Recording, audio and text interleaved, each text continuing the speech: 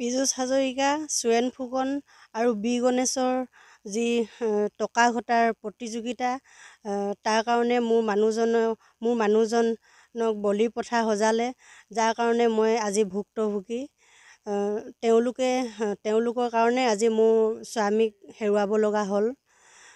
তাৰপিছত আনকি তেওঁলোকে মোক চাকৰিটো হোৱালৈকে এককালীন সাহাৰ্য হিচাপে দিছোঁ বুলি পীযুষ হাজৰিকা ছাৰে যি টকা পঠাইছিলে, তাৰো আজি মই আধাহে পালোঁ। 2 লাখ টকা এটা পাবলৈ এতিয়াও থাকিলে। তেওঁলোকে চাকৰিটো হোৱাৰ পাছতে দিম বুলি ভাবিছিলে নে কি বুলি ভাবিছিলে নেজানো। চুৰেণ ফুকন ছাৰৰ পৰাই বাকী আগৰখিনি আনিছিলোঁ। তাৰপিছত এইটো এতিয়ালৈকে পোৱা নাই। ইমান ডাঠি কৈছিলে মোক, পৰীক্ষাটো দে, তোৰ হ'বই, যদি নহয় মই এইবিলাক চব বাদেই দি দিম বুলি কৈছিলে।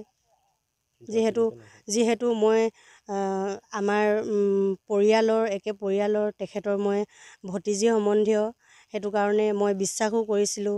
তেখেতে ইমান ডাঠি ক'ব পাৰিছে যেতিয়া হয় বুলি মই ভাবি লৈছিলোঁ। কোনে কৈছিলে এই কথাখিনি? চুৰেণ ফুকন ছাৰে।